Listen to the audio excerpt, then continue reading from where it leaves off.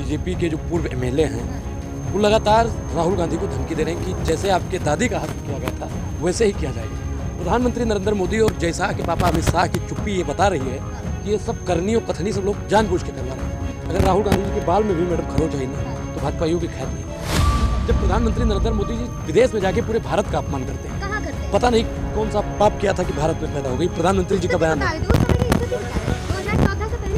Madam, Bharat में पैदा होना एक गर्व है। बताइए कि लगातार चाइना वाला अरुणाचल प्रदेश के इधर घुस आया है। कितना किलोमीटर तक चाइना वाले घुस आए हैं, उस पर ही लाल आंखें उनकी बंद हो जाती हैं। उस पर प्रधानमंत्री नरेंद्र मोदी जी कब लाल आंख दिखाएंगे? लाल आंख किसकी होती है मैडम? लाल आंख उसकी होती है। रावण भी कहता था कि राम को दौड़ा कर मारेंगे, मरते मरते वो बोल रहा था कि राम को दौड़ा कर मारेंगे। अंत में क्या हुआ कि एक ही बार प्राण हर लीना, दीन जान प्रभु निज पद दीना। तो नेता प्रतिपक्ष के रूप में राहुल गांधी जी इतने मजबूत हैं कि बीजेपी के जो पूर्व एमएलए हैं वो लगातार राहुल गांधी को धमकी दे रहे हैं कि जैसे आपके दादी का हत्या किया गया था वैसे ही किया जाएगा। प्रधानमंत्री नरेंद्र मोदी और जयशाह के पापा अमित शाह की चुप्पी ये बता रही है कि ये सब करनी और कथनी सब लोग जानबूझ के करवा रहे हैं। इनकी प्रयोगशाला में ऐसे लोग पनपते हैं जो नफरत फैलाने का काम करते हैं। अगर राहुल गांधी जी के बाल में भी मैडम खरोच आई ना तो भाजपाइयों की खैर नहीं है। सिखों का अपमान किया ना। सिखों का कौन सा अपमान कर दिया? राहुल गांधी जी ने कहा क्या है? कड़े और पगड़ी की बात की, सुरक्षित रखने वाली बात की है। भाजपा ने इस देश में माहौल क्या बना दिया मैडम, आप भी जानते हैं। दाढ़ी और टोपी के नाम पे किस प्रकार से लोगों को मारा जा रहा है। राहुल गांधी जी ने जो कहा है मैं आपको स्पष्ट कर दूं। राहुल गांधी ने कहा है कि लड़ाई इस बात की है कि क्या एक सिख को भारत में पगड़ी या कड़ा पहनने का अधिकार है या नहीं, या एक सिख के रूप में वो गुरुद्वारा जा सकते हैं या नहीं। मैडम उन्होंने एक सवाल किया है, उन्होंने सिख समाज को टारगेट करने का काम नहीं किया है। पूरा सिख समुदाय उनके खिलाफ नहीं है मैडम, इस चीज को आप मत भूलिए। वो भाजपा का नेता है और भाजपा ने और आरएसएस के प्यादे ये जानबूझ के ऐसा बयान देते हैं कंट्रोवर्सी में। राहुल गांधी जी की विदेश जाते तो कौन सा अपमान कर दिया? राहुल गांधी का प्यार दिख रहा है चीन से। प्रधान अच्छा एक चीज बताइए कि चाइना की उन्होंने बेरोजगारी की बात की। भारत में आज 83% से ज्यादा युवा बेरोजगार है और चाइना में युवा ज्यादा बेरोजगार नहीं है। तो उन्होंने अगर वहाँ की बात रख दी तो आप लोगों की खलबंडली क्यों मच रही है? नहीं आपको नहीं, बीजेपी के नेता बाद में कह रहे हैं, लेकिन आप बीजेपी की वकालत यहाँ पे जरूर कर रहे हैं। बीजेपी के नेता जब प्रधानमंत्री नरेंद्र मोदी जी विदेश में जाके पूरे भारत का अपमान करते हैं, कहाँ करते हैं? पता नहीं कौन सा पाप किया था कि भारत में पैदा हो गई। प्रधानमंत्री जी का बयान है। 2014 से पहले की स्थिति बता मैडम भारत में पैदा होना एक गर्व की बात है। राहुल गांधी जी ने कभी ऐसा बयान दिया? इंदिरा जी ने कभी ऐसा बयान दिया? राजीव जी से प्यार तो दिख रहा है ना साफ। राहुल गांधी जी मोहब्बत की दुकान खोलकर चलते हैं। पूरे देश से पूरे विश्व से जीव हर चीज से वो प्रेम करते हैं। और उन्होंने मुद्दों पर बात की है। जब वो मुद्दों पर बात करते हैं तो आरएसएस को और बीजेपी को जब वो घेरने का काम करते हैं तो भाजपाइयों के अंदर खलबंडली होती है। मतलब चीन से भी मोहब्बत की दुकान है वहाँ पे। चीन का उन्होंने कौन सा मैडम बेरोजगारी पर अगर बात करी तो आप लोगों को दिक्कत हो रही है। लगातार देश में युवा बेरोजगार। अरे मैडम आप बताइए कि लगातार चाइना वाला अरुणाचल प्रदेश के इधर घुस आया है। कितना किलोमीटर तक चाइना वाले घुस आए हैं, उस पर ही लाल आंखें उनकी बंद हो जाती हैं। उस पर प्रधानमंत्री नरेंद्र मोदी जी कब लाल आंख दिखाएंगे? लाल आंख किसकी होती है मैडम?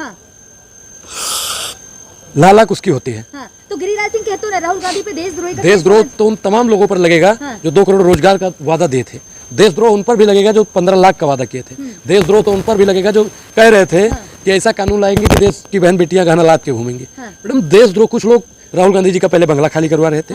आज उनकी स्थिति ऐसी है कि वो तो हताश है। मतलब मंदिर में गए तो प्रसाद नहीं है, भंडारे में गए तो भंडारा खत्म, बाहर आए तो चप्पल गायब। स्मृति ईरानी इसका जीता जाता उदाहरण है। कंगना रनौत जी भी राहुल गांधी को लगातार घेरने का काम करती थी, बाद में वो भी बिलबिलाने लगी।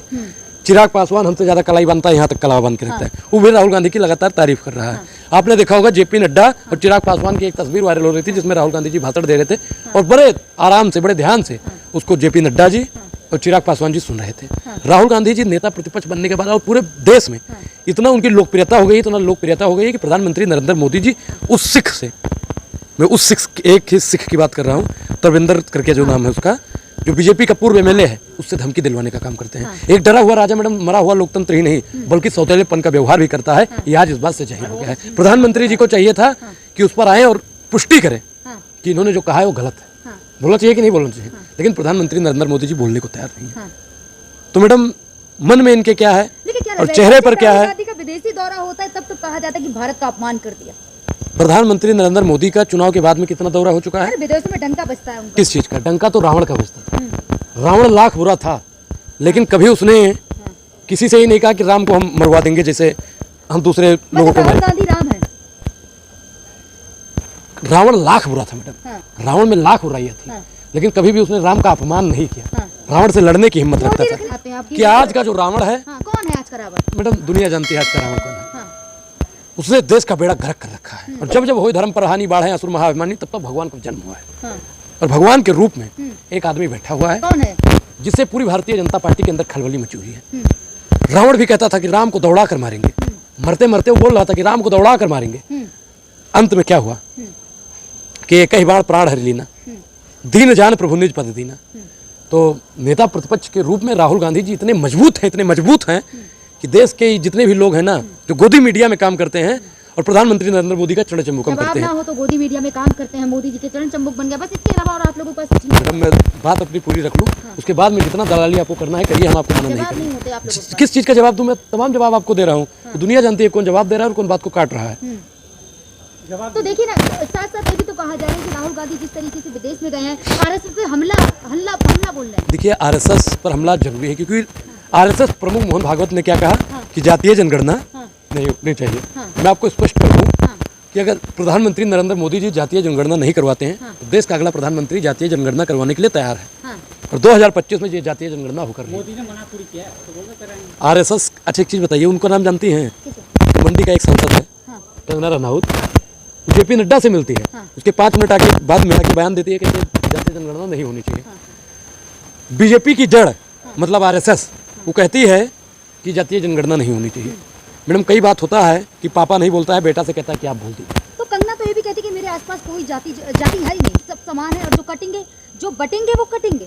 ये एक नसीहत है पूरे देश के लिए और खासकर हम जैसे युवाओं के लिए कि अगर हम बटे तो कटेंगे जरूर। तो बटना तो वही हुआ ना, जाति जनगणना होगी। सुनिए मैडम, आप सुनिए, उनके कहने का मतलब क्या था कि अगर आप बटेंगे तो कटेंगे। युवा जब से मैडम बटना शुरू हो गया ना, वो मोदी मोदी मोदी मोदी करने लगा, तब से अगर वो हक अधिकार की बात करता है ना, तो मैडम उसके ऊपर लाठी डंडा बरसाया जाता है। जिस दिन युवा हो गया एकजुट, तलवारों के साये पर इतिहास हमारा बनता है, जिस ओर जवानी चलती है उस ओर जमाना चलता है। मानव जब जोर लगाता है पत्थर पानी बन जाता है। तो जिस दिन हमारा युवा भाई एकजुट हो गया ना, भाजपा मैडम डायनासोर जानती है। अरे एकजुट रहेंगे तो साथ रहेंगे। देश आजाद हो गया कि पूछ रहे हैं देश को गुलाम किसने बनाया था? कंगना रनावत पे अटकी हुई है। आप बताइए, राहुल गांधी की बात करो तो राम और रावण पे चले जाते हैं, कंगना की बात करो तो देश की आजादी पे चले जाते हैं। मुद्दों पर बात कीजिए, हमारे रोजगार पे बात कीजिए। देश का 83% युवा बेरोजगार है। मैं राहुल गांधी को इसलिए भी फॉलो करता हूँ क्योंकि वो हमारी रोजगार की बात करते हैं। राहुल गांधी को मैं इसलिए भी फॉलो करता हूँ क्योंकि वो भी एक टी शर्ट में घूमते हैं। और बेटा अभी वो सिलेंडर लेके एक महारानी घूमती थी, क्या नाम था? स्मृति ईरानी। वो कह रही थी ना, टी शर्ट से जोश आता है, युवाओं के अंदर पावर आता है। अब पावर ही आ रहा है भैया, तभी बॉडी वॉडी बन रही है। उन्होंने कहा राहुल गांधी अलग तरीके की राजनीति करते हैं। बिल्कुल अलग तरीके से, बिल्कुल। मैडम, रावण दूसरे प्रकार की राजनीति करता था और राम दूसरे प्रकार की राजनीति करते थे। राम हित की राजनीति करते थे और रावण अनहित की तो राजनीति क्या लग रहा है, क्या स्मृति ईरानी अब कांग्रेस में शामिल हो जाएंगी जिस तरीके से राहुल गांधी की तारीफ देखिए, में कसीदे पढ़ रही हैं? हम लोग मोहब्बत की दुकान चलाते हैं और मोहब्बत की दुकान में हम किसी को भेज रख सकते हैं, बस दिल मोहब्बत की तरह होना चाहिए। मतलब स्मृति ईरानी को कांग्रेस में स्वागत है, वो पार्टी तय करेगी, बाकी उनका स्वागत है। लेकिन क्या लग रहा है जिस तरीके से हरियाणा का चुनाव में विनेश फोगाट को टिकट मिला है कांग्रेस, हरियाणा में 70+ कांग्रेस जा रही है और भाजपा इस बार अपनी जमानत बचा ले, 10 सीट जीत ले तो उसके लिए बड़ी भाग्य की बात। आ रही है भाजपा बता रही बीजेपी तो पूर्ण बहुमत से आ रही कह रहे हैं। बीजेपी वाला ने ये कहा था ना भैया कि अब की बार मुंह नहीं बोला था, अब की बार बोला था ना 240 पार नहीं कर। लेकिन फिर राजनीति तो बनी है ना मोदी जी। किसकी सरकार देश में है? किसकी सरकार है? अब फिर मोदी सरकार है। फिर झूठ बोल रहे हैं, इनकी शकल दिखाई। भैया, प्रधानमंत्री से काम नहीं होता, इस देश में चंद्रबाबू की सरकार है और नीतीश चाटे की सरकार है।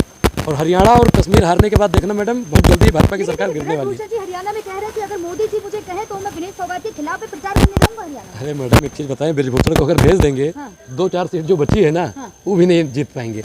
और भारतीय जनता पार्टी की मैडम जद्दोजहद को देखिए और ब्रिजभूषण की मानसिकता को देखिए कि वो इतना कृत होने के बाद में भी कह रहा है कि हम हरियाणा जाएंगे प्रचार करने।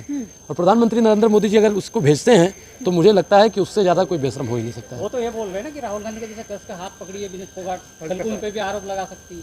नहीं, देखिए, हम लोग महिला हित की बात करते हैं, लोग महिलाओं को मजबूत करने का काम करते हैं और भाजपा वाले महिलाओं को मजबूर करने का काम करते हैं। हम देश की बहन बेटियों का हाथ पकड़ कर चलते हैं और भारतीय जनता पार्टी वाले बहन बेटियों से हाथ छुड़ाने का काम करते हैं। आप जानते हैं साहब कि कहीं भी महिलाओं पर अत्याचार होता है, भाजपाई बोलते भी नहीं है। मैडम, अभी देखा होगा मणिपुर में जल्दी में ही 5 लोग मारे गए। महिलाओं के साथ में कितने दिन से अत्याचार हो रहे हैं। बात हो गया ना, कांग्रेस ने बिठाया था इनको क्यों? आंदोलन में, अरे महाराज, आपको अगर ये लगता ज्वाइन तो कर लिए ना। भाजपा के किन्हीं नेता क्यों नहीं मिलने आए? 2-4 नेताओं को आना चाहिए मिलने, उस समय आ सकते थे ना, जब मेडल जीत के लाती है। अरे विनेश, तू तो हमारी बेटी है। मोदी जी ने बोला था कि नहीं बोला था? लेकिन जब वही बेटी, वही बहन धरने पर बैठती है, प्रोटेस्ट पे बैठती है, तो उसको जैसा के पापा की पुलिस से कुश्ती लड़वाया जाता है। और उन्होंने कुश्ती में भी पटकनी दी, दिल्ली पुलिस को भी पटकनी दिया, और इस बार हरियाणा चुनाव में भी पटकनी देने जा रही है। धन्यवाद।